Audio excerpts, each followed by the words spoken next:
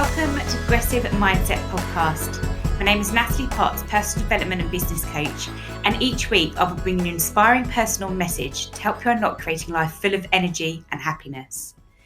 And this week I'm going to begin with a quote by Jim Rohn, who said, "Everyone must choose one of two pains, the pain of discipline or the pain of regret." And this leads me on to introduce my guest today, who is Natasha Evans, personal trainer and coach at Be Fit. So I am really excited to welcome Natasha back on. She was on the podcast earlier in the year, and I absolutely love her perspective on life, business, health, and the mindset, and so much more. So I'm welcoming her back for what I hope will be an inspiring message for you all on this Monday. Enjoy. Welcome back, Natasha. And a huge thank you for your time again. Now, I've wanted to get some more time with you because last time you were on the podcast, we just kind of evolve in what we're talking about, and it's all amazing. So welcome back. Hi, Natalie. How are you doing? Yeah, really well. Thank you. Really well. So where you're at the moment, what's going really well for your business? I remember asking someone this the other day, like, what's going really well? And they're like, oh, no one asked me that really. We always default into a negative. So what's going well for you? Oh, yeah. Put me on the spot straight away. What's going well? So in business sense or me personally? Yeah, your business, everything that's evolved since we spoke about last time. What's been your focus?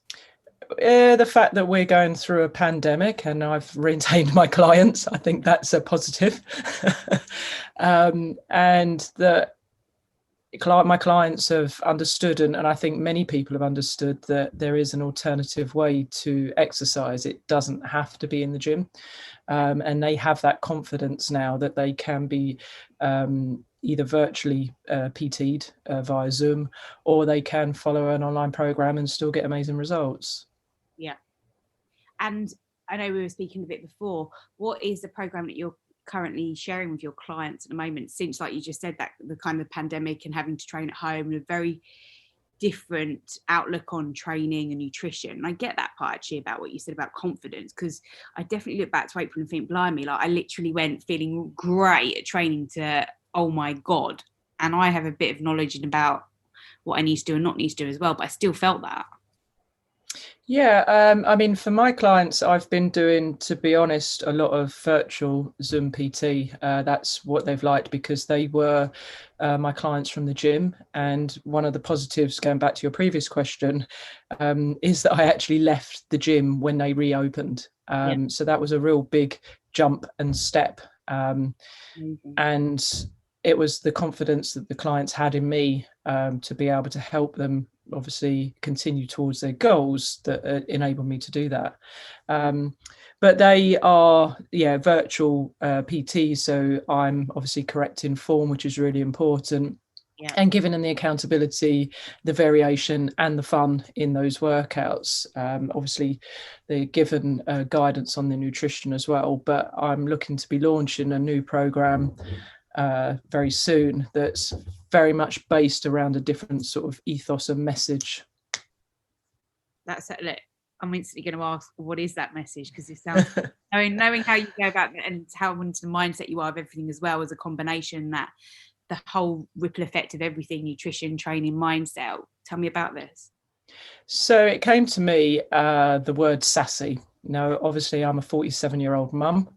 And I've been on a journey of sort of self-discovery and growth in massive levels since 45. But I look back at my 30s of that, obviously younger mum then. All my time was spent obviously looking after my young family. They're a little bit older now. So I always put myself last. I think that's typical for mums. That's what we do. We're caregivers, we're chauffeurs, we're cooks, we're cleaners, we're working, juggling multiple roles. And I think I got a little bit lost in my 30s. And I certainly didn't feel confident or even probably very feminine. It was all very functional, what I was doing, and I certainly didn't give myself much time. And I think now, because my children are older, I've been able to focus a little bit more on myself. And set some goals for myself and challenges. And I think it's that I want to empower and inspire other mums. They don't, I'm 47, but if they figure this out, or they get some sort of inspiration from me 10 years earlier, well, they're 10 years ahead of me. And it's basically a program called Sassy. So it's Sculpt a Stronger and Sexier You, because I think we do want to still feel strong, and that's mentally strong, physically strong. We do need to be. It's important from a fitness perspective. It's not about bodybuilding, but it's actually about health and wellness, but also to feel sassy, to feel sexy, and not be pulled down the drudgery. But that means having some time to devote to yourself to make that change. And I'd like to, as I say, empower others and show women that it is possible if they follow my program. I think that it's really important, and that word strong, and I was thinking about it earlier when we were talking about, I guess when I started and got into fitness, I was very much about being skinny, and like you said, like a different version of what I've been before, and I got hooked up on an ideal that I look at now and just probably think that isn't actually healthy. It's fun, it's not me actually as well. And I still I think doing this for 6 years, loving my fitness, doing some shoots, I still come to this point where I'm like, I don't know what the ideal me is at some points. I still search, I just limbo still the massive scale of 10 kilograms at points. And I just think that why can't I not struggle still to find that happy medium in that's the ideal of what I want to look like. It's not extra skinny, it's strong, skinny, lean and healthy. And it's just, I think we constantly go on a search for wanting to get to a point where you feel good enough, or you feel this is it. I don't know, do we ever feel that? It's really hard. And again, that must be really challenging for clients that come on, is almost defining at the start, what does good look like, success look like to you? Yeah, I think the goal always moves, and the whole point is actually the journey in itself. It's what you learn about yourself towards that goal, because invariably when you get to that goal, you'll be on to another one. I mean, I started out like yourself. It was very much about wanting to be slimmer. What woman doesn't? That's what we've sort of had drilled into us. And I was running, and I then set sort of goals there, obviously from a running perspective. What that taught me was a lot of resilience, the mindset that you needed, the discipline and the consistency. But my body shape never changed the whole way through. And then I literally turned it on its head this year and thought, right, okay, I'm going to do a shred. I've never done one before. I want to get a six pack, and that you can say that that's vain. But it's, as I said, it's not necessarily the result that you're after. It's what it teaches you along the way. It was proving to me that I could actually do it, because I was at the stage where, I'd had the muffin top, and I thought, well, this is how it is. You hit that sort of age and the weight doesn't come off so easily. And, oh, well, that's the norm now. And I wanted to buck that trend, and not just buck that trend, see if I could actually change my body shape. So I shredded and got a semblance of a six pack, which ultimately I looked very, very lean, to the point of skinny. Although I did get bulked up for the photo shoot, but I'm glad I did it, because I have those pictures. But that goal was ticked, and it was like, right, okay, now I want another goal. And the other goal was about building muscle. And the point of that, like you've done that, we understand that actually it's really important from a health perspective, that we need to load our bones, that we need to improve our muscle mass, which, because obviously we lose it as we age over each decade. And obviously, if you have got some weight that you need to lose as well, if you just lose the fat and you haven't trained and done any muscle, strength resistance training, the skin's just going to hang on you, and you're not going to look that great. So it's actually having not a bodybuilder's body, but body tone, sculpt. That's the whole point. It's to feel sexy, to feel stronger. but also to reduce your risk of injury, to, help you as you get older. And obviously I'm hurtling towards my 50s. I'm going to do everything in my damnedest to try and, build as much muscle as I can, because typically I'm over the hill with that, but, statistically, obviously. But I just want to show that actually, whilst obviously you're in your prime, sort of in your 20s and 30s, after 30, obviously it's that much more difficult, but you can still do it. The key to it is obviously massively down to your nutrition.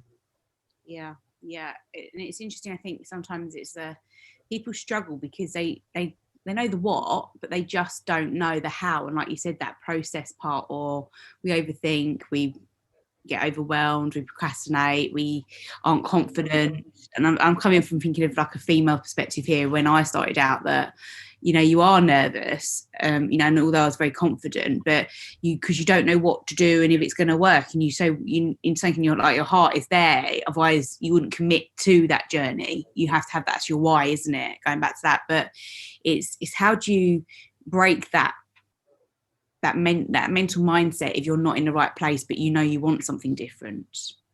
I think it does depend how much you want it, because when I initially started or thought I wanted it, and also, no, it's not actually how much, it is how much you want it, but it's also finding a route or a way that works for you, because there's multiple different ways. And initially I was shown one way and I thought, I can't do that.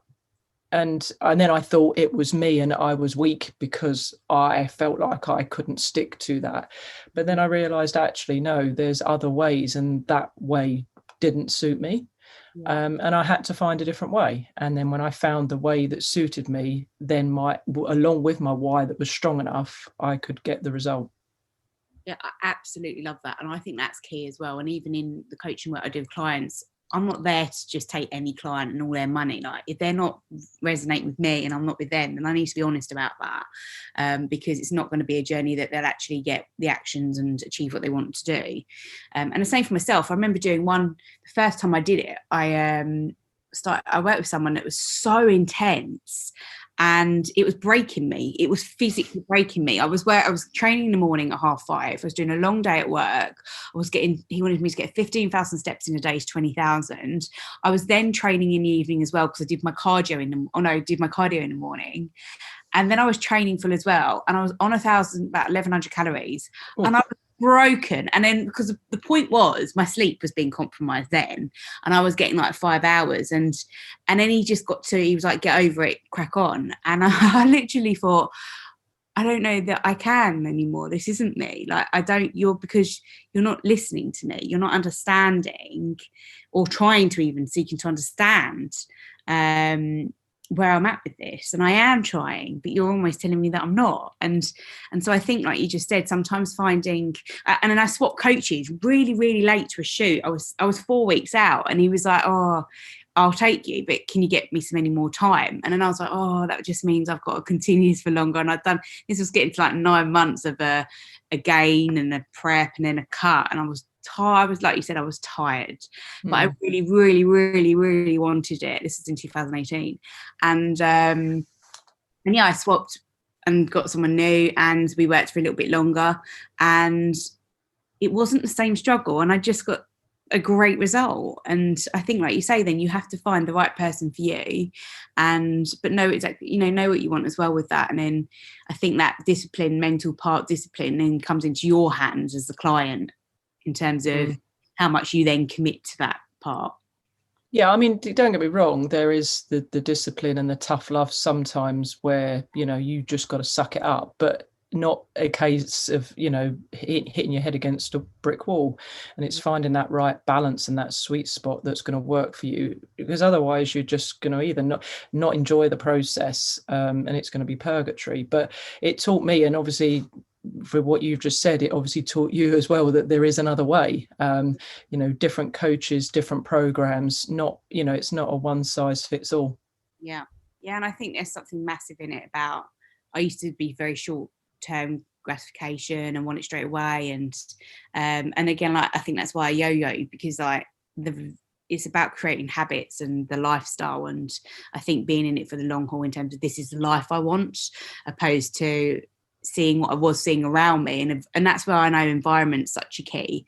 And I had to swap gyms. I'm now back at a commercial gym I absolutely love, and it's more of a health environment, and it's not that intensity that the bodybuilding one was. That served a purpose and the experience I won't take away, but I think that I got to a point where I had that awareness that actually this is a bit more destructive to me now. It's not actually helping me, and I need to switch it and change again. And I think it's interesting, like any journey you go on. And I was mentoring people the other week and saying that, because like, my clients not getting the actions, I feel that I'm not a great coach because they aren't moving forward.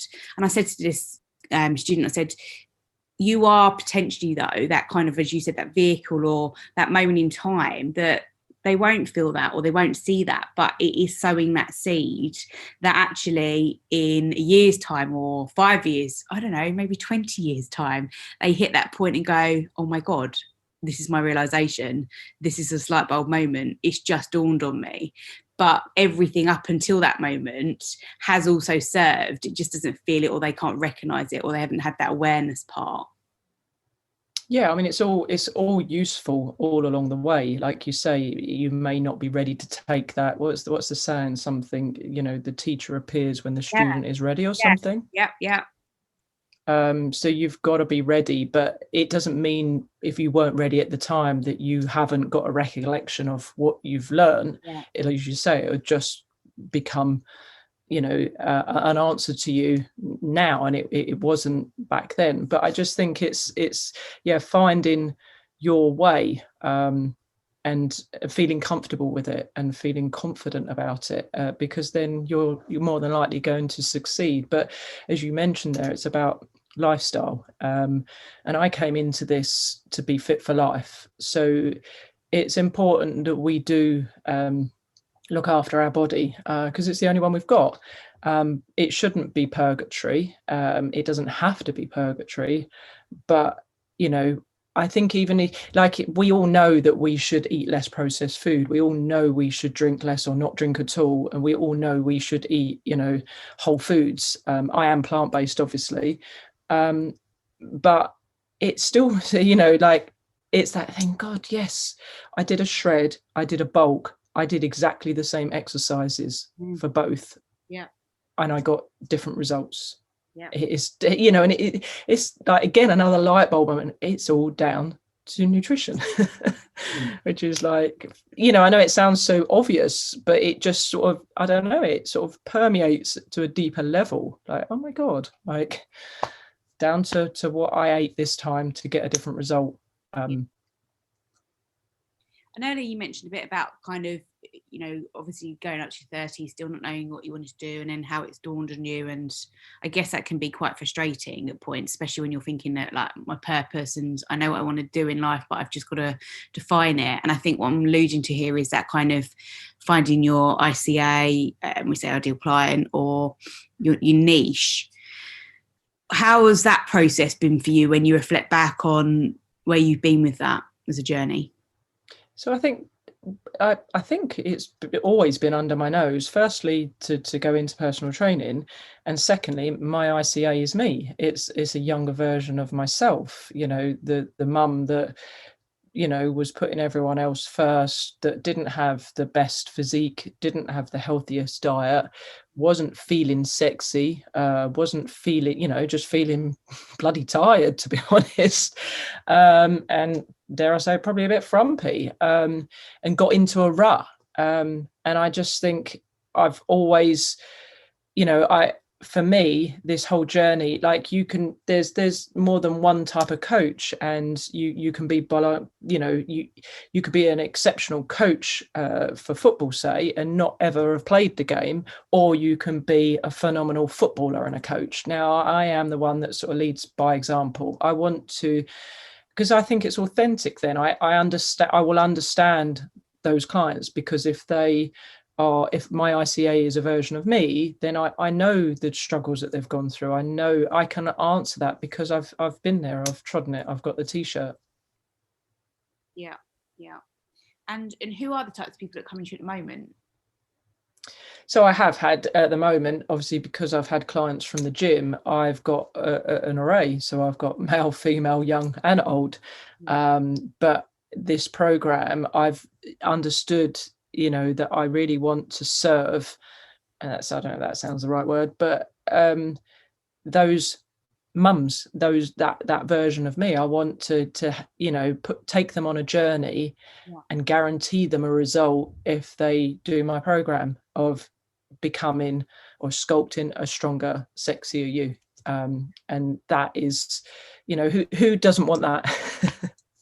No, it sounds absolutely amazing. It's great to hear how, again, like in your perseverance, your dedication, and I think also your patience. I know sometimes you probably don't feel as though you're patient, but it does pay off. And I think that's the difference as well when building a business, is this short-term gratification. People want everything yesterday or tomorrow, and they want to get results, and they don't want to just chip away at something and just let it flourish and build and enjoy the process as well, even from a business perspective. And I think that that's definitely something that you've shown, and that in itself brings credibility in your character as a businesswoman, and trust. And I think that's really important when you're going on any journey with someone, whether it's fitness or business, that you trust the people that are ideally, like you say, yes, coaches, but also they become mentors too. Yeah, I mean, there's, as I said before, and it was one of the key sayings, isn't it, about being authentic and your heart being pure, like having a genuine reason as to why you're doing it. And I'd almost call it, say, like a mission. That is my mission, to be fit for life. And if I can, change and my journey isn't finished of changing and evolving my body, both mentally and physically. It's only just beginning. It's never too late to learn, never too late to train, all of those things. But if I can motivate, empower, inspire others, and then they get that magic, or see that they can change their body, because you just sometimes think you can't, and you do have to be incredibly patient. Certainly for building any muscle, like a definition, sculpting or body, it's much easier. I'm not saying it's easy to lose fat, but it's much easier in comparison to building muscle. Yeah, God, I learned that really. I literally thought it'd be like, 6 months, it'd be completely different. And I get some females come up and ask, what do you lift in deadlifts and all of this? And I'm like, well, I don't mean to be rude, but it's really irrelevant, because we're in completely different places. And I started, training when I was like 26. So I didn't know anything about it then. I'd just literally been on a treadmill. I said, but my body and how everything is, and my outlook and my knowledge that shapes what I do now is going to be completely different, and you won't even pick that up in 6 months. And I'm being just honest. I don't mean to, I'm not putting you off, but start today, do it, and see. Again, it's that part of where will you be in 10 years time type thing. And I was reflecting on business the last year or so, and just thinking, like, I was doing funnels and emails the other day and doing some stuff for Black Friday, and I was like, wow, I wasn't in this place a year ago. Like, I wanted to be, but I hadn't even thought some of this through. And I thought, this is, again, just shows you how that if you have that self-belief, no matter what, that you just keep chipping away day by day. And even if it's you do one email a day, or you go and learn one thing and just put action into it every single day, you will be in a different place. The same as starting a podcast, that we'd all love podcasts to be, where we dream them to be, and a number one, and the guests that we can snap our fingers and they're on.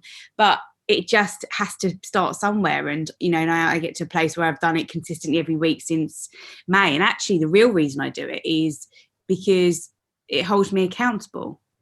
That's one of the main reasons I do it.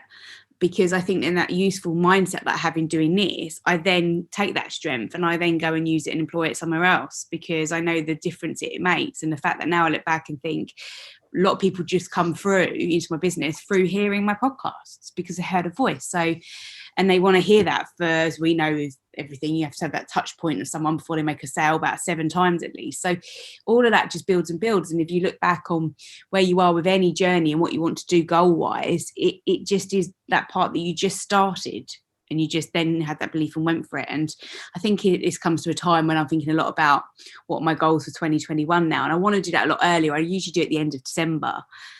and I condensed it down, but I'm thinking, no, I need to be better than that this year. I really want to challenge some big things for next year and raise my game. No matter what happens in the world, like that is still onus on me. And I was listening to the lady Rhonda Byrne, I think her second name is. Oh, The Secret. Yeah, she was doing a podcast with Lewis Howes, who I love. He's my number one. Oh yeah. And it was on the law of attraction, and she said again, kind of the quote was, "What you resist persists," and it's just stuck with me every single minute of the day. The last few, like I listened to it yesterday, it just stuck with me. I keep thinking about it, and I was like, wow. I was like, where I'm really bad at things at the moment is because I'm resisting it actually. And therefore it's persistent in my life. It's showing up all the time.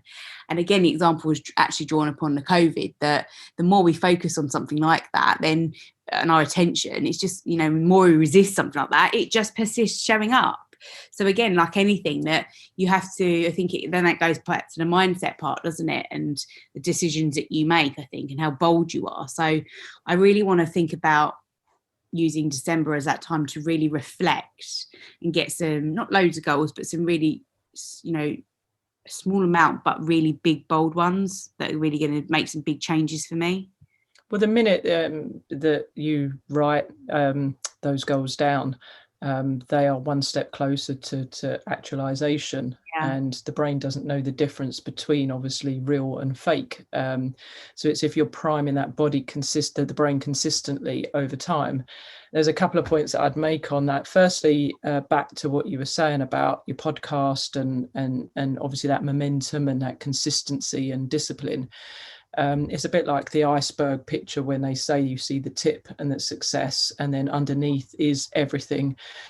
People won't see all of that graft, or they will, because obviously there's obviously a year's worth of podcast episodes behind you. But it's the same, say, with the marathon training or my podcast, and I've been doing it since January. And I do it because it's a hobby. I enjoy it, but like you say, it's a touch point. People get to understand a bit more about me. Hopefully I'm inspiring someone. Hopefully someone's taken some value from it, and it holds me accountable as well. But it's one of those things that it will take time. You just got to keep on putting one foot in front of the other. And about the law of attraction, that's absolutely, it's fascinating, blows my mind. But whilst I like obviously that book, I really enjoyed I think it's The Source by Dr. Tara Swore, and what she's a neuroscientist or brain. I read it in the summer, and I'd have to give the link or whatever on it. But what she sort of did was marry up that law of attraction. She spoke very much about it, but she spoke at it from an actual scientific standpoint. And then that resonated with me about the vision board and putting those things down and how you can manifest your life. And you can use anything as an excuse. You've always got two choices. And to be honest, COVID, I know, has been awful, obviously, for many people. But from me, my point, it's actually done me a massive favor in enabling me to leave the gym and remotely train my clients. So, but it's whether you choose to see something as an opportunity or an obstacle.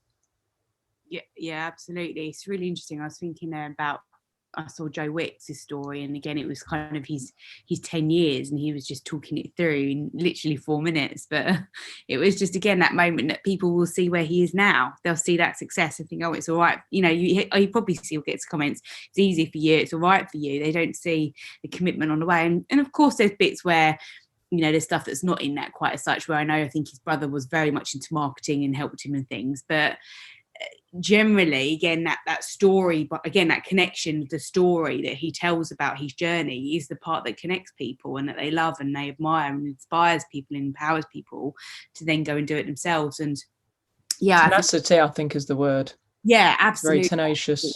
Absolutely. And there was part like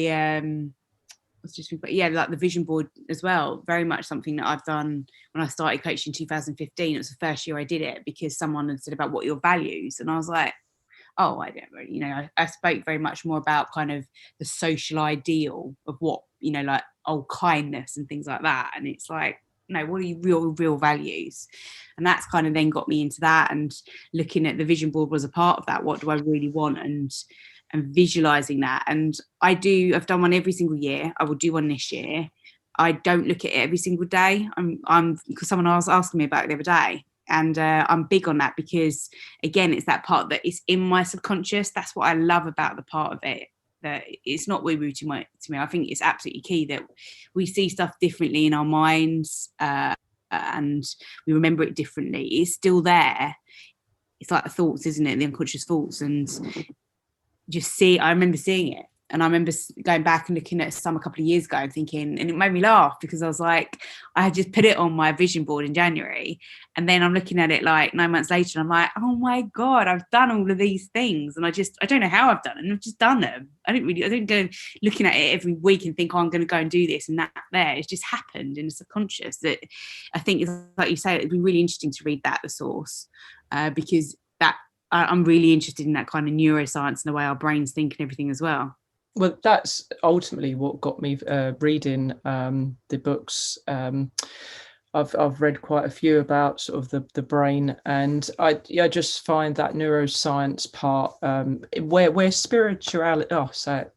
spirituality meets obviously the science. Yeah. And I just think it's such it just puts that resonance behind it, and they're the things that got me into this, and I had to do a lot of work on my own mindset of that belief that you can, and that's afforded me well over these last 2 years to have a dream to run a marathon, to actually have completing it, and then doing another one 8 days later. That if someone had told me that a few years back, I'd have laughed in their face. Like if at first, oh, you're going to have a podcast, I'd have gone, what are you talking about? And it's not until, I think we're always so hard on ourselves of we should be doing more, we should be better, but we don't then look back and think, oh my God, like you say, this time last year, where was I?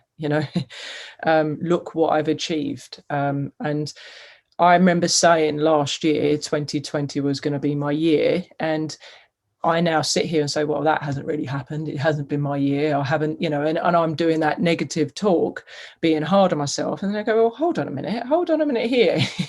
You left the gym, you're training clients online, you're creating a new program, you've got a podcast, like, you've shredded, you've done a photo shoot, you've done a gain, a bulk. Like, tell me that isn't your year. Like, what are you after?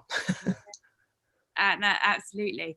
With all of that, then, how do you get that across for your clients? Do you find that your clients that come to you have that mindset as well, or do you sometimes incorporate it into a program, or is it not something you do?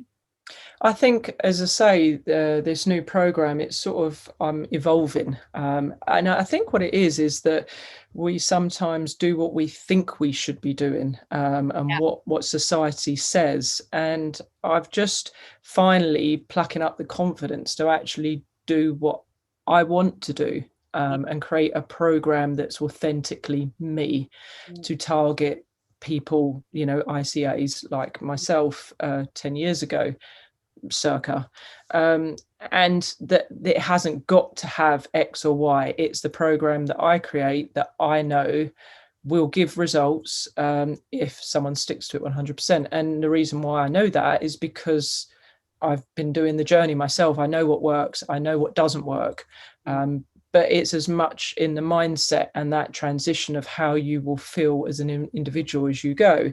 Now, the clients that I have, like, obviously I've got varying ages, and both male and female, but I'll give an example of one client, and they've had, like, I've been training them since January, and they've had a complete mindset change. They'd say that themselves, of that journey, that transition.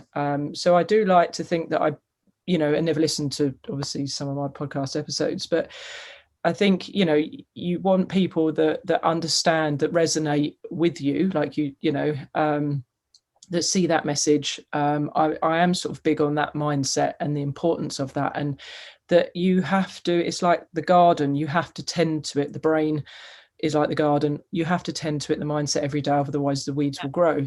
And it's reinforcing that. And sometimes it's doing things that you don't like and being really disciplined, because that's going to hold you in good stead for other things. But it just shows you how it will transpose into every other area of your, personal business life. So the things like the clients, his goals are changed, and it's a lovely thing to see when you see that working and you see that transition. And that's ultimately, you can't get a better feeling than that, when you know that you've been a small part, because ultimately at the end of the day the client does all the hard work.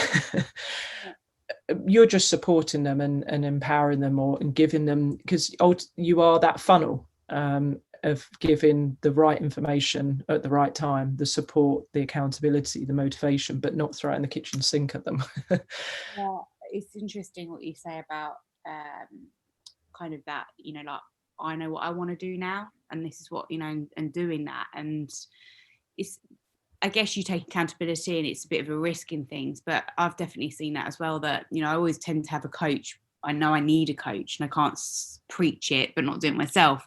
But I've got to points this year where actually my current state at the moment is I don't have somebody that I'm working with directly as a coach, because I've had so much that I've worked through the last 18 months to 2 years that I just want to implement, because that's their pace for me.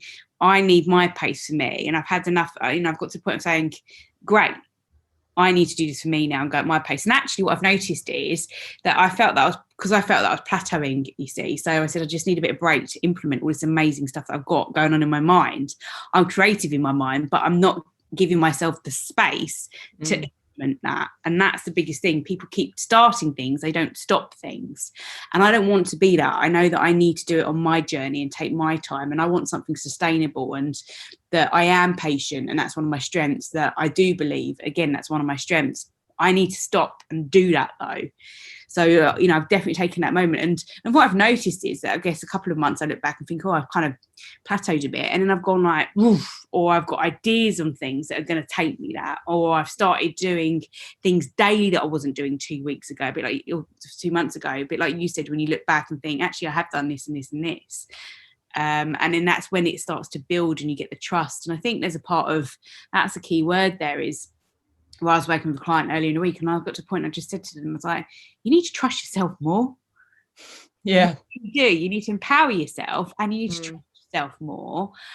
Unfortunately, the downside of that sometimes is that if it goes tits up, you have to take accountability for that. And you have to have, you have to take the repercussions of the decisions that you've made and everything. But imagine if that risk pays off.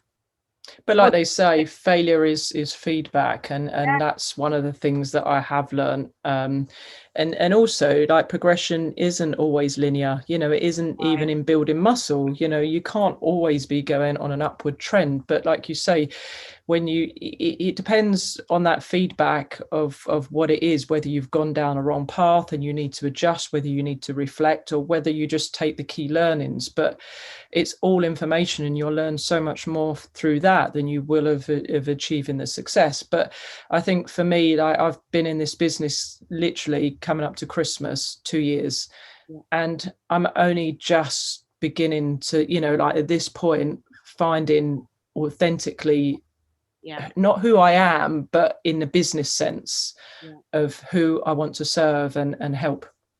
Yeah. I've got some quick fire questions for you. So it's 5 of them, but I'd love to ask them if that's all right with you. Sure. Okay, go for it. Right. So we're going to go. So how do you measure success?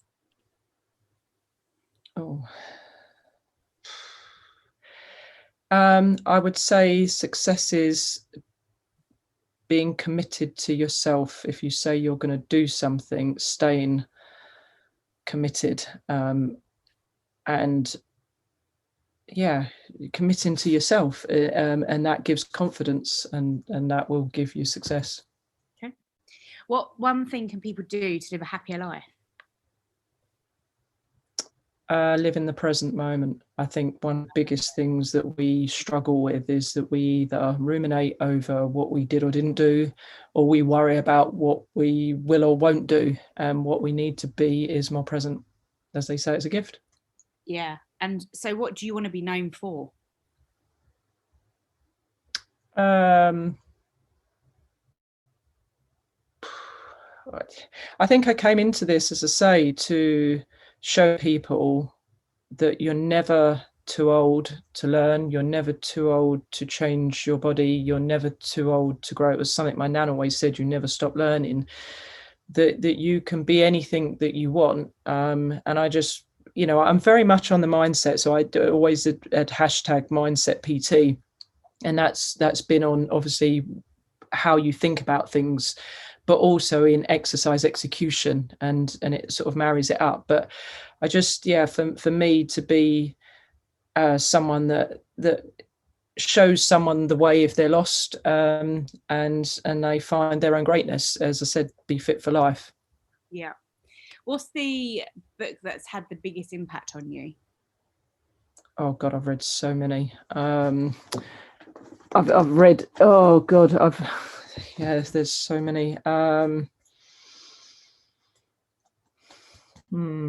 just trying to think. Let me have a look down here. I've got so many of them. Oh God. I would probably not say a book in particular, but the author, or the doctor, the book that I first read, that sort of got me thinking that way, and everything's been a change since then, was Dr. Joe Dispenza. I thought you'd say him. Yeah. Absolutely. Yeah. I've got one of his books, and yeah, it's one of those that you got to study it. It's like blows you away.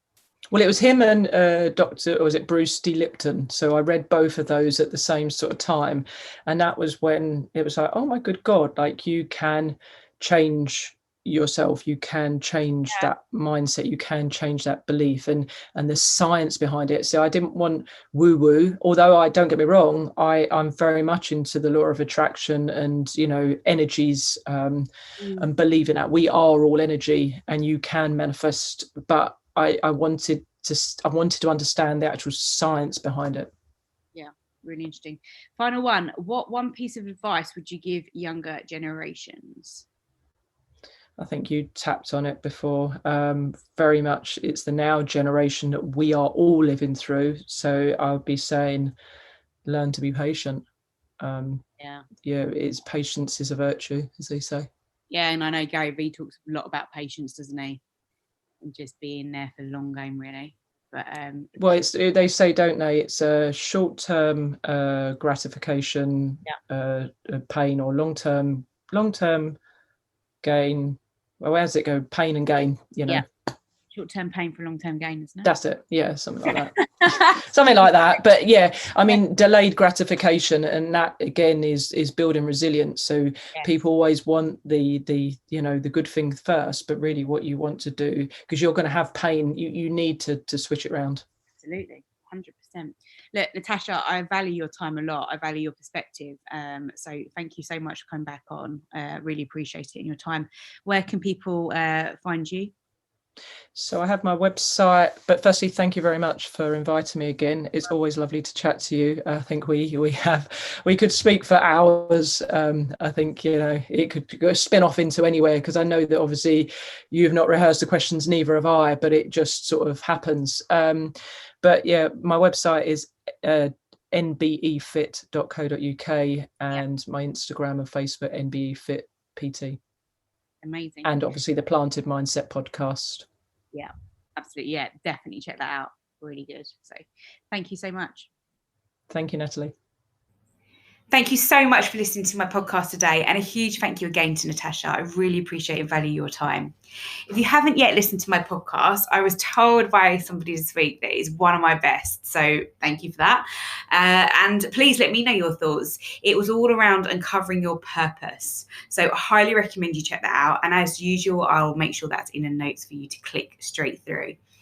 Please connect with me on all of my social media. I'm at Natalie Potts Coaching everywhere, apart from Living a Vibrant Life. life on my Facebook group if you'd like to join that.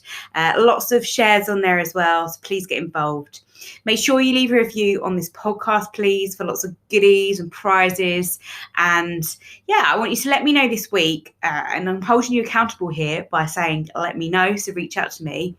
What will be the best moment of your week? Whatever you do, have a great Monday and have a great week.